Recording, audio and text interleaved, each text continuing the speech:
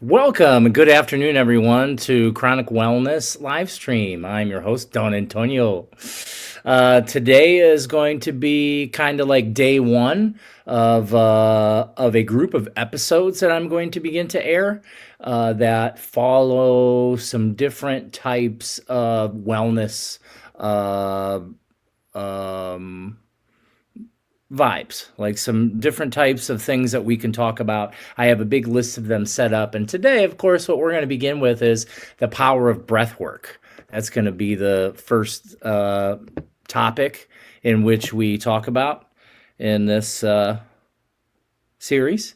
So it's going to be a beautiful series, but also something that we have going on today is January 13th. So today's a full moon, and it actually is what's called the wolf moon. And I have some things that I put together here. Let me get them together for you. Ooh, I lost it. Oh, here we go. Okay. So we're talking about the wolf moon.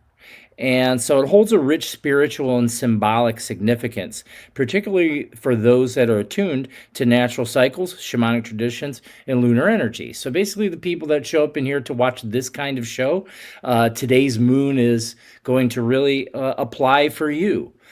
So the name origin, why is it called the wolf moon? The term wolf moon comes from Native American and European traditions.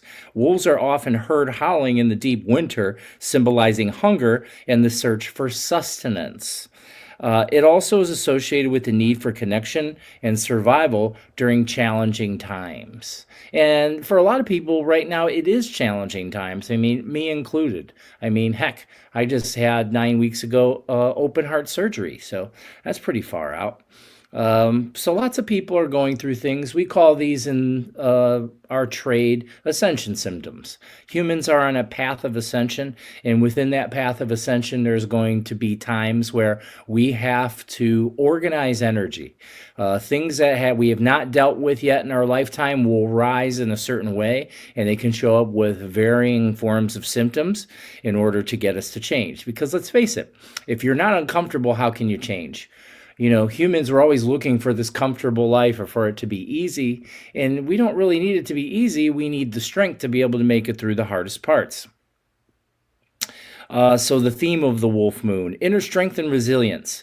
Like wolves enduring harsh winters, this moon invites us to draw on our inner strength to face life's challenges. So just as we were talking about challenges of life, if you're not having challenges of life, that means you're not growing.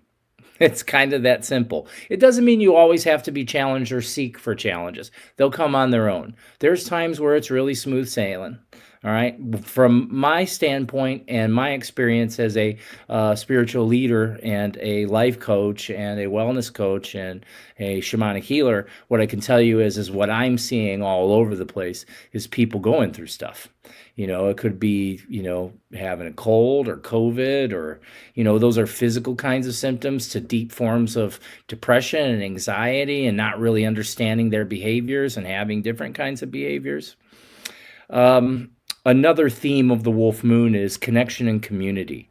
Wolves are pack animals, symbolizing the importance of relationships, unity, and collective support. And that's kind of what brings me here, because it's time. It's time for me to come forward again and start creating live streams where we can have discussions and create more community. I used to do them every day. I'm looking to do maybe 3 a week now.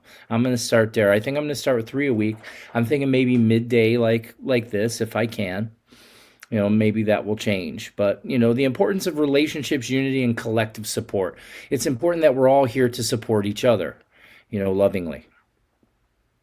Intuition and awareness. Wolves are highly intuitive creatures. This moon encourages reflection, heightened awareness, and trust in your instincts.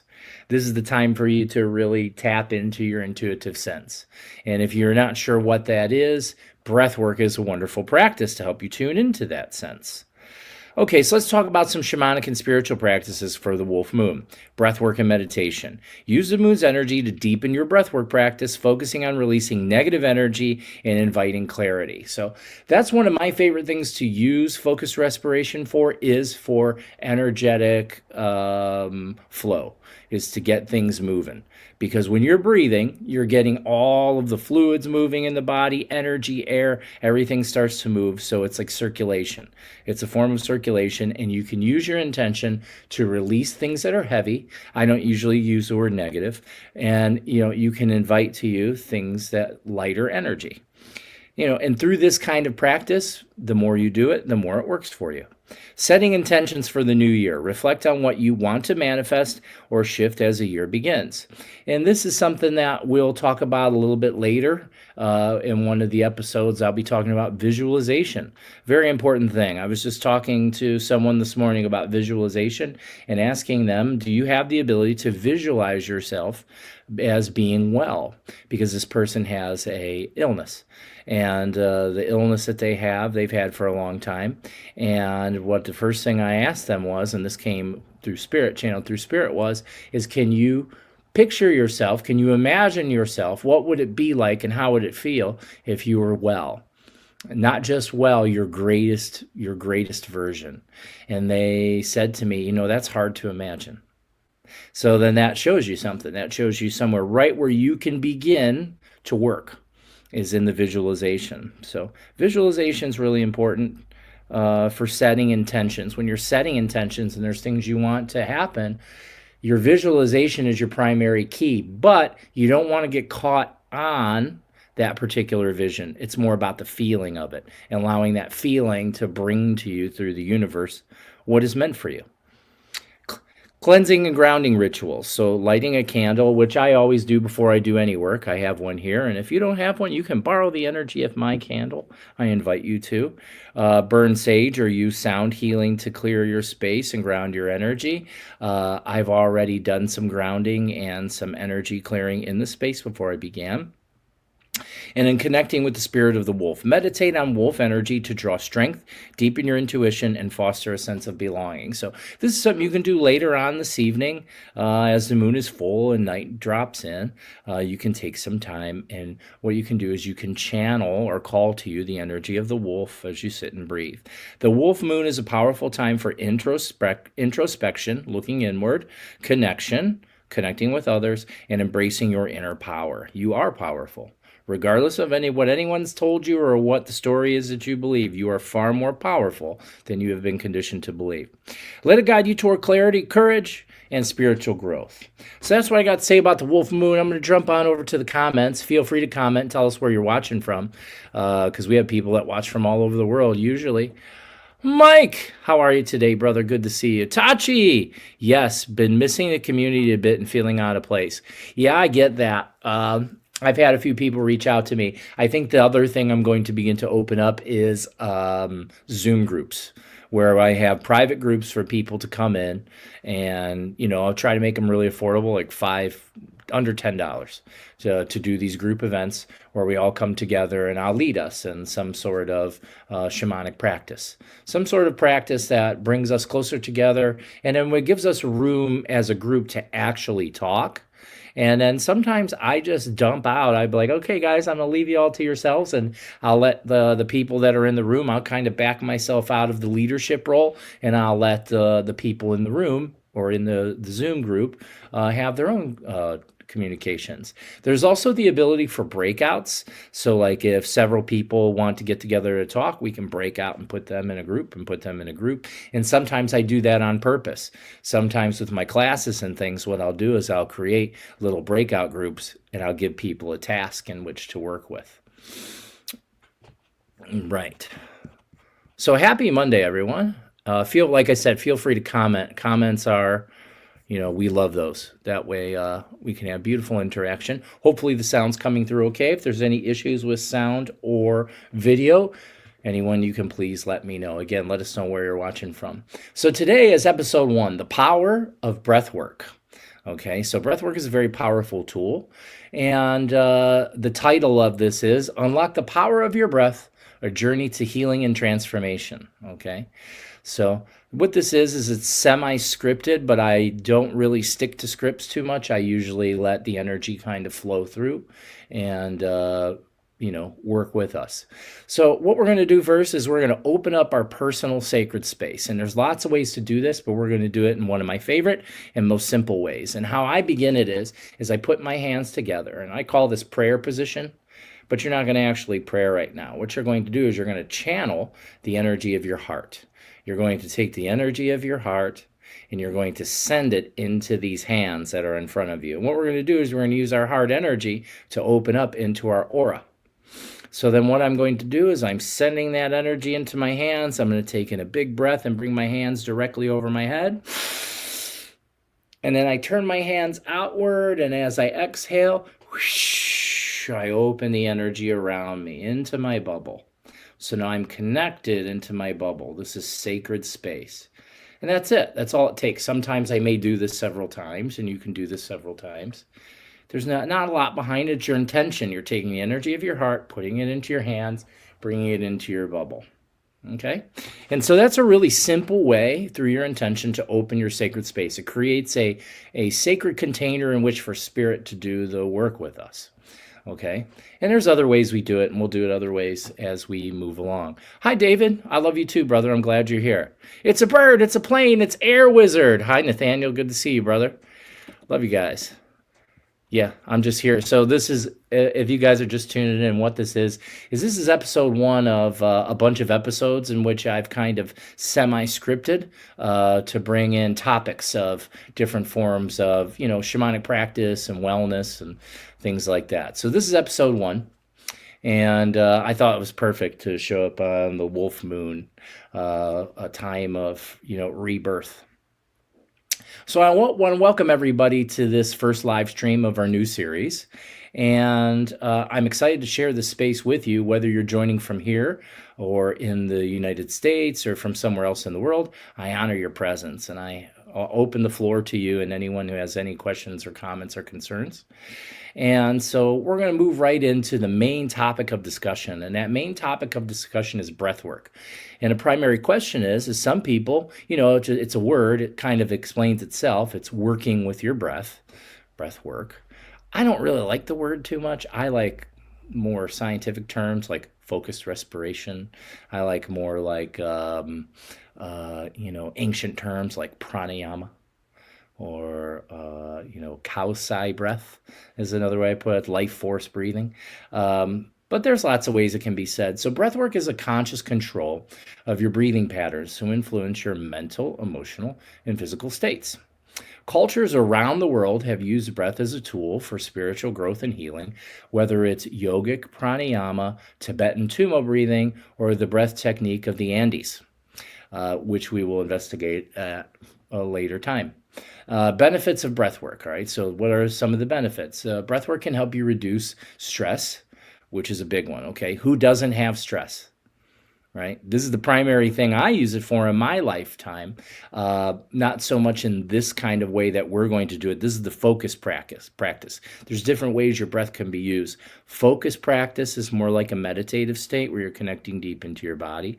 Open use of your breath is more for regulation and control. So, I'll just end up doing it. Like right after my heart surgery, that's the thing that most people have a hard time doing is focusing on their breath, but I was doing it intuitively because it's something I know. So like, oh, that's awesome that you know that.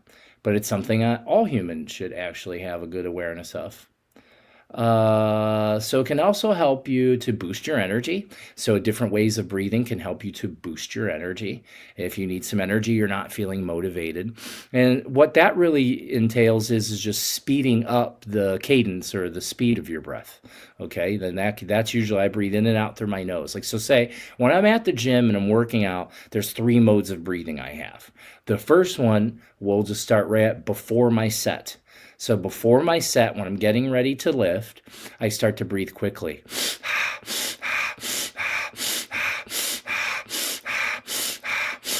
Charging your body with energy. And then you go into your set. And during your set, that kind of breathing is usually, you're taking in a big breath. And what you're doing, like, so say you're doing like dumbbell bench presses. So you're taking in a big breath at the top. And then you're coming down, holding your breath. And as you pass through the hard part, the push, you push out your breath. So that's a really powerful kind of way of breathing. You can do it more circular too. That includes a little bit of a Valsalva type of maneuver that is designed for power output. But as I'm pointing out, there's different ways to use the breathing to help yourself. Another one, a big one. This is a big one, helping you to clear emotional blockages. Okay, all human beings have emotional blockages, and I don't care how much work you've done, how long you've been on the spiritual path, or whatever stories you try to tell yourself. That is an endless. Listen to me, endless. It's an endless venture. There's no end to it. You're always going to be peeling away some things because you're going to pick them up as you go. And it's not that that's bad, that's good. You're meant to generate hucha, hucha being heavy energy. And that's okay, but you have to process it. A lot of people, they get confused, especially people that have developed spiritualized egos that believe that they've done too much spiritual work to need to work on themselves in some sort of way, or they think, oh, I've healed that already. Those are the things that really lead people down roads of deep levels of pain. And clearing our emotional blockages can be easy as just sitting still, dropping into your breath, and allowing yourself to express how you feel through your breathing.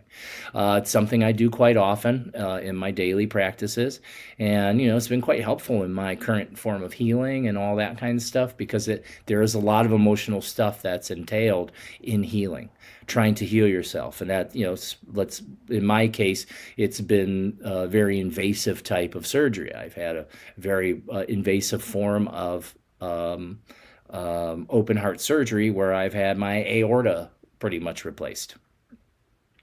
And so with that comes forward some emotions. And this goes for everybody, not just physical types of healing, but just like in general life. There's stuff in our childhood, there's stuff from past relationships, there's stuff that we deal with at work and family and all these things, and we're not in tune to our emotions because we're clicking them off or we're pushing them down or we're externalizing. It's their fault I feel this way. But it's never anyone's fault how you feel. And I know that's hard to accept. But I promise you, if you accept that, what happens is this puts you in the seat of creatorship. It puts you in control. I'm in charge of how I feel. All right. Breath can help you to do that. It also can enhance your body's ability to heal. So by breathing and bringing oxygen, just the act of repeatedly oxygenating your body, you're bringing in fuel for your body's cells to be able to heal themselves. Now, you add on top of that intention in visualization. I've talked about visualization before. Intention and calling in energy. You can call in, depending on what your belief system is. There's no wrong way. If you're a Christian, you can still do breath work. You can call in the power of Jesus and God and angels. Okay, if you're more like a shamanic type, you may call in the power and energy of nature spirits and nature beings. Or if you're not into those things at all, maybe you're calling in the energy of the universe or the cosmos.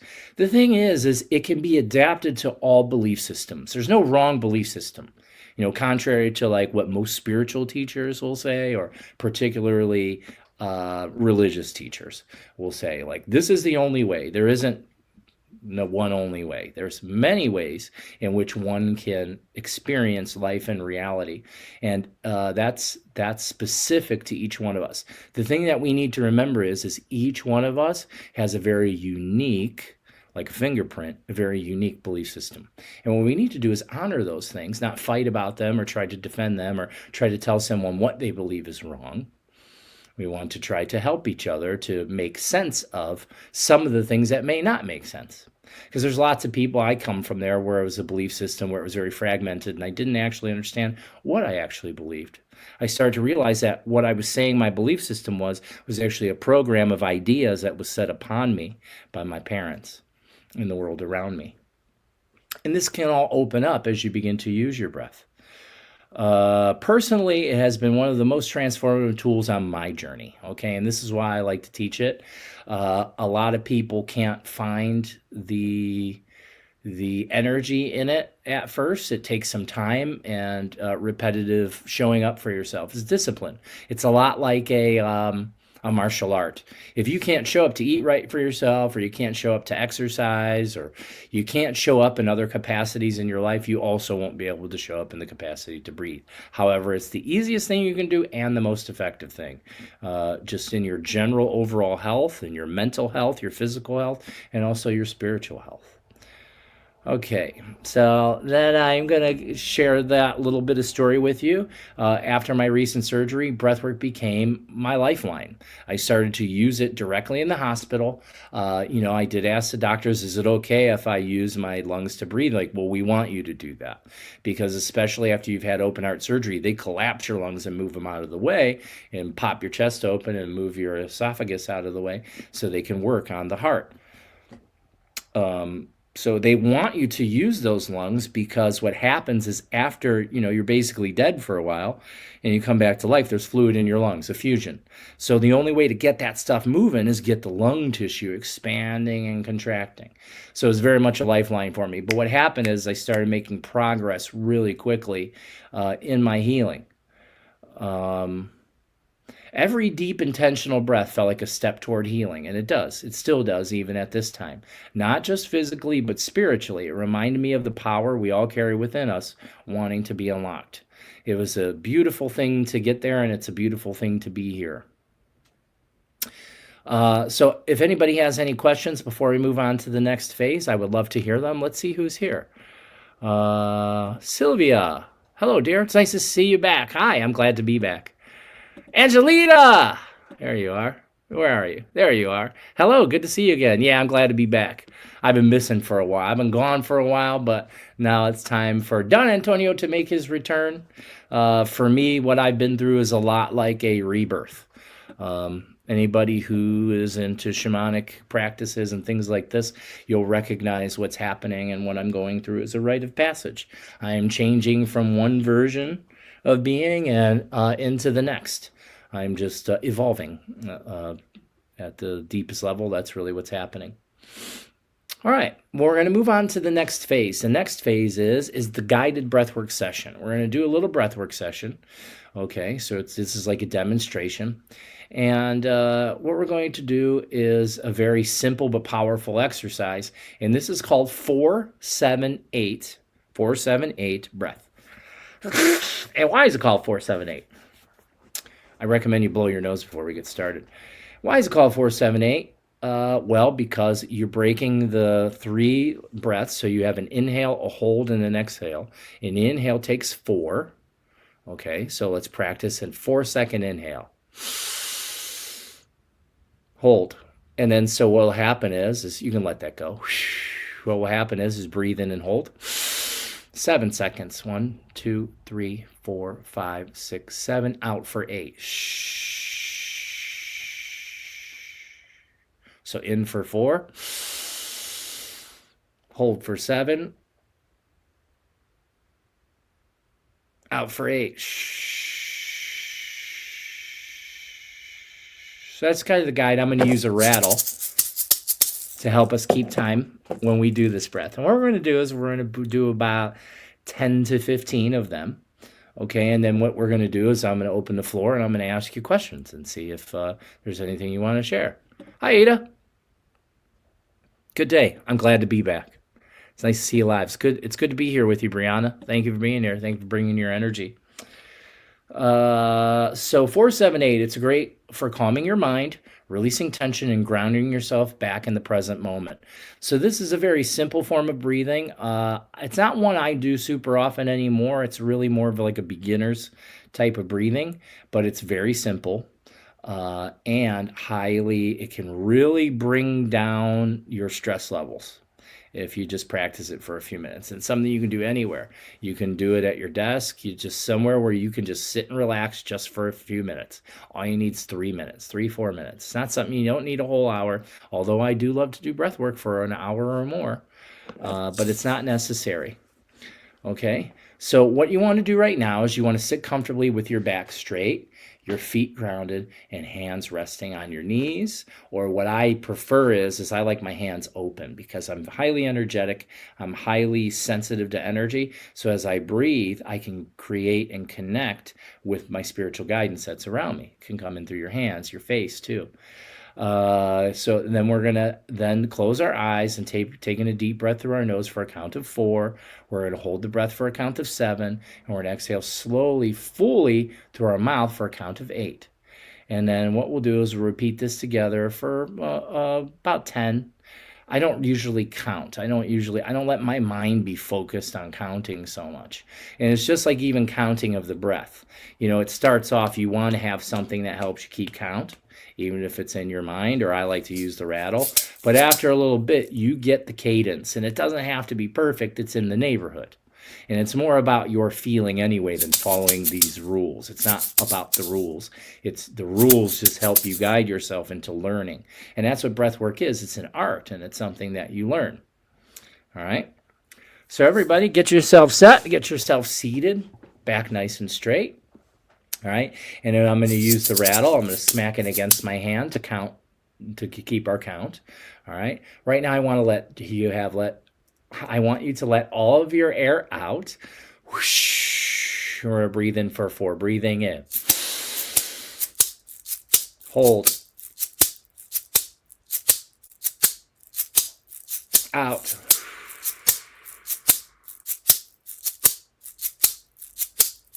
In. Hold. Out.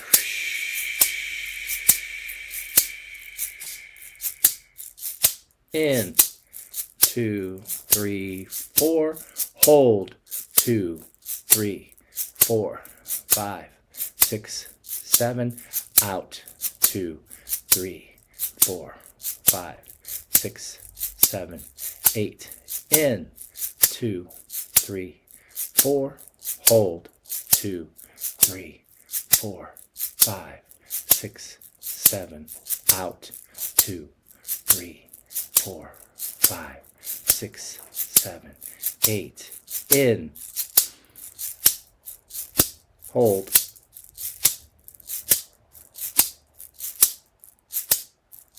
Out.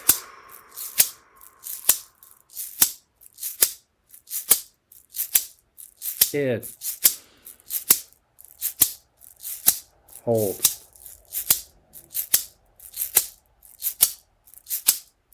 Out.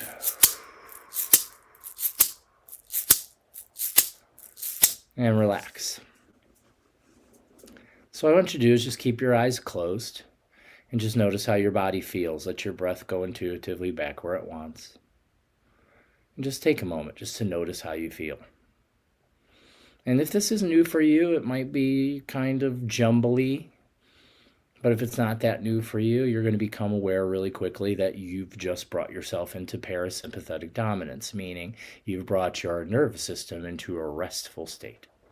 You're relaxed. You're not overthinking. The mind has slowed. And then what we're going to do is we're going to do another round. Taking a big deep breath. Let all your air out. Shh. And breathe in. Hold. Out.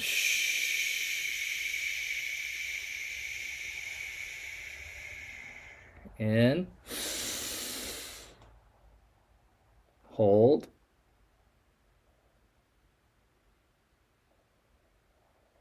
Out.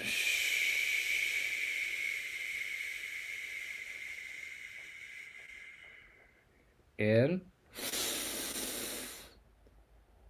Hold.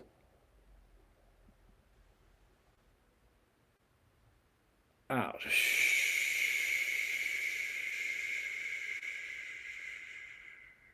In.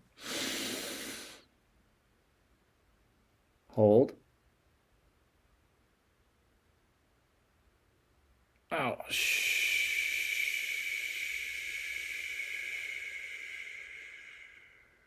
In. Hold. Oh, shh.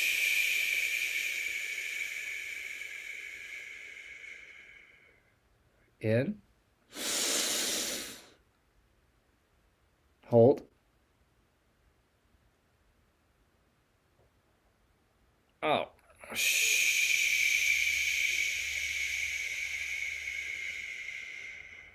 two more. In. Hold. Oh,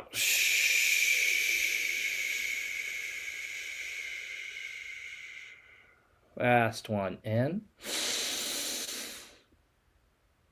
Hold. And out. And relax. And I like to just sit with my eyes closed and notice. I got lots of colors and energy and shapes moving. My hands are very alive and vibrant. My central core, I can feel pretty much from just underneath my chin or my throat all the way down into my tailbone, and it kind of spreads off into the periphery. But I can feel the central column of light. And when I use my mind's eye and come in, I can see it, feel it. And right now, I'm just allowing my body to be in a state of healing, in a state of calm. Right now, I'm calm. There's nothing I need to worry about. Everything's okay in this moment. Very good. Take a deep breath in and blow it away quick. Good. Allow yourself to come back to center. The floor is open for anyone that wants to share. This is a very simple kind of breath work. I usually go a lot deeper, but I just wanted to bring in and, make it part of this topic, to start to begin with the power of breath work. All right. There was here we are. Okay. So right now, as you come back to center, what I'm going to do is I'm going to open the floor for questions. What questions do you have? I would love to hear, even if they're ones that you already know the answer to, but would like to share. Let me know. How did today's exercise feel for you? Have you practiced breath work before?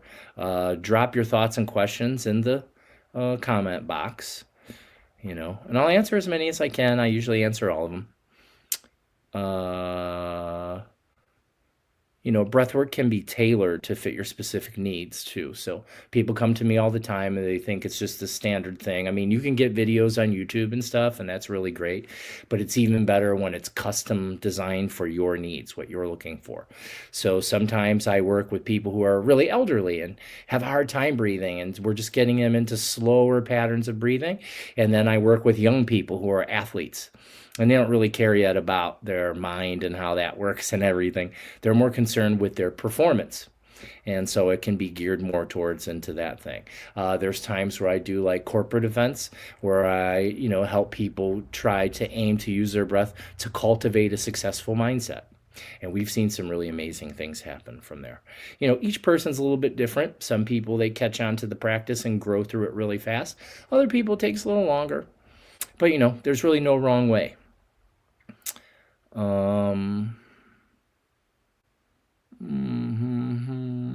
So remember, your breath is your most powerful and accessible tool. With every intentional inhale and exhale, you have the ability to shift your state of being and align with your highest self. Okay, so I'm so grateful to everyone who joined today.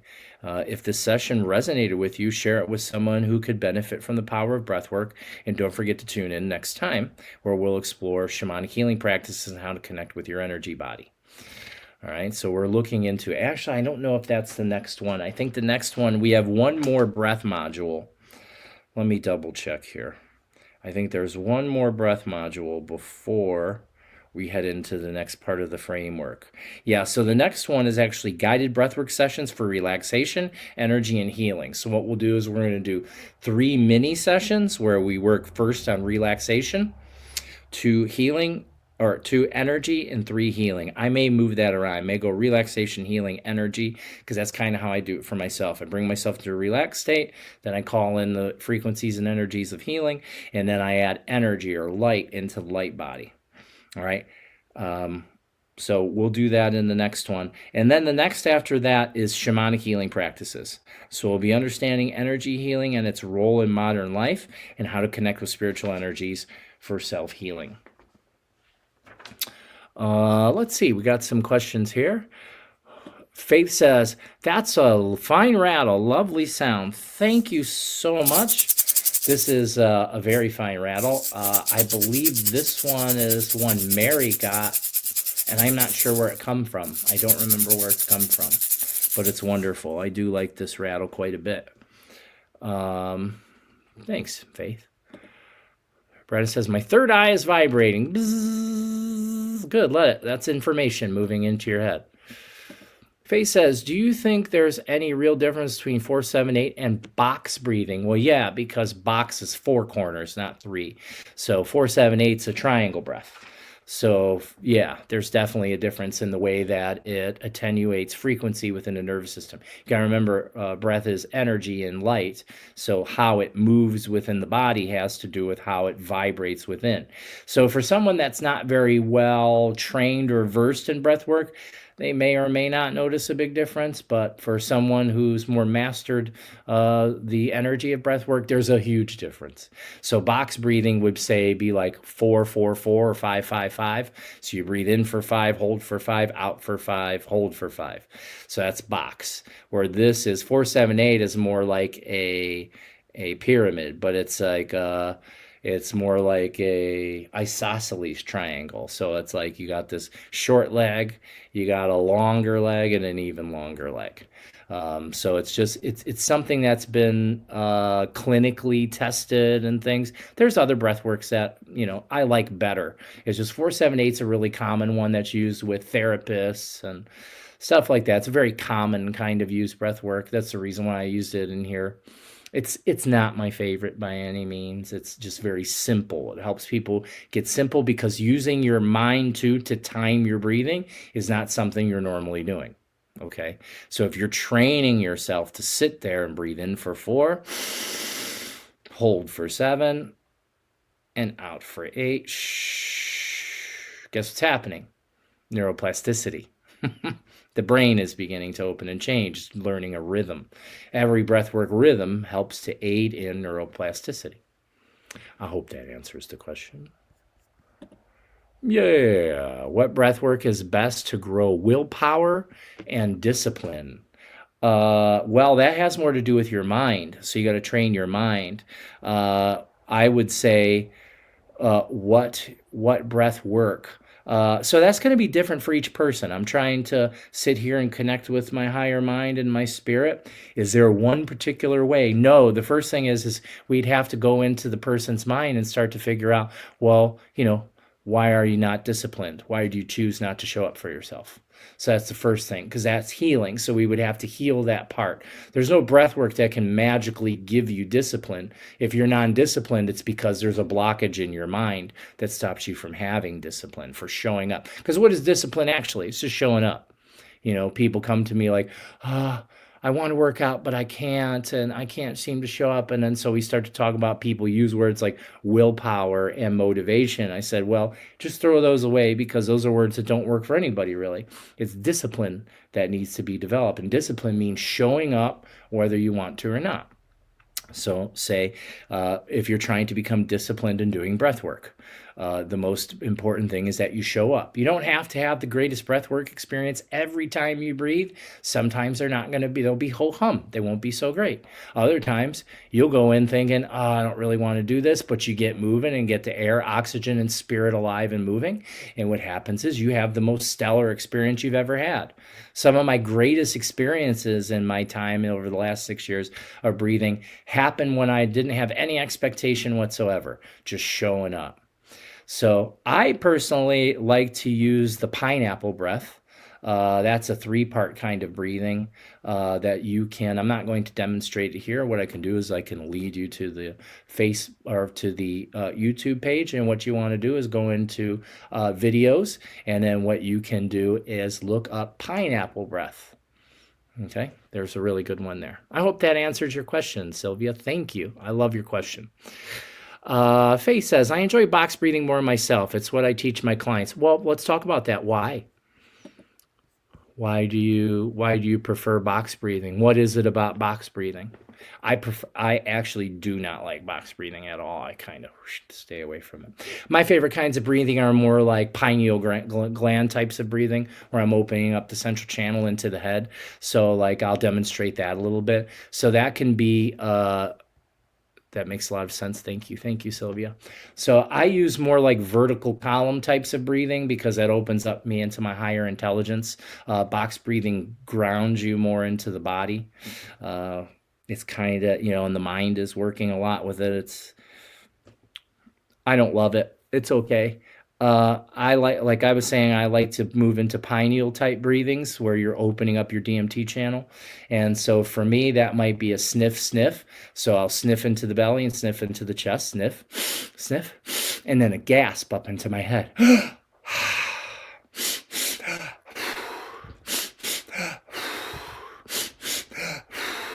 And then if I really start to ram the air in there, I do it like a wave. I go belly, chest, gasp. So there's no gaps in between. It starts off with a gasp. You start off with the gaps, but the whole idea is for it to become fluid.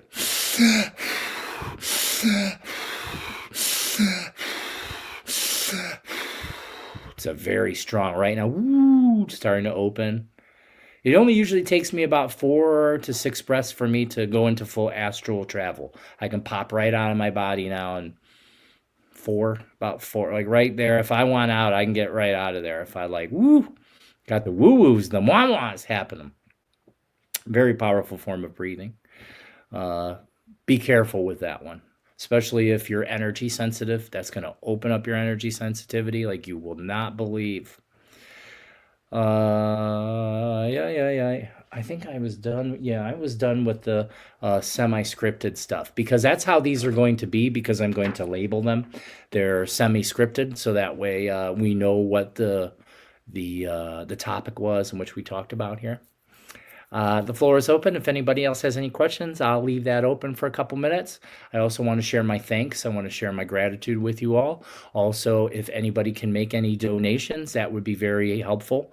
Currently, I'm a little disabled with the right hand and the right leg. I'm still recovering, so I have the inability to work in a physical capacity. I'm still doing one-on-one coaching. That hasn't been very busy lately. Sorta, not too much. But the thing is I don't have much for income happening for myself right now, so I really could use some help from my community. So if you'd like to reach out and make a donation, let me know. I can give you a link. There's also some links in my link tree, and then also on my Facebook page. You can go directly to my Facebook page, and the pinned post should have some things to connect with. Yeah. Faith says, I like the spaciousness, simplicity, and challenge to go that extra space without an in-breath. And I see the mental word as beneficial for people who have trouble focusing. Okay, cool. Everybody's develops their own kind of, philosophy or theory. The thing is that will change as you continue on your own journey and continue to become a master of your own breath. That'll continue to change. It always does. That's great. I'm glad you're also helping other people learn how to breathe. I'd say number one is for most people is learning how to properly use the diaphragm.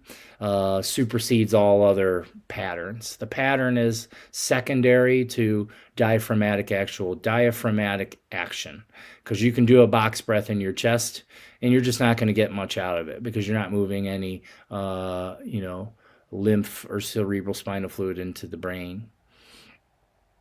Yeah. All right, everybody. Well, I'm going to skate on out of here. I want to thank you all so much for joining me on this beautiful full moon, wolf moon day for episode 1, The Power of Breathwork. I want to thank you for being here with me and unlocking the power of your breath. And I hope that you have a beautiful rest of your week.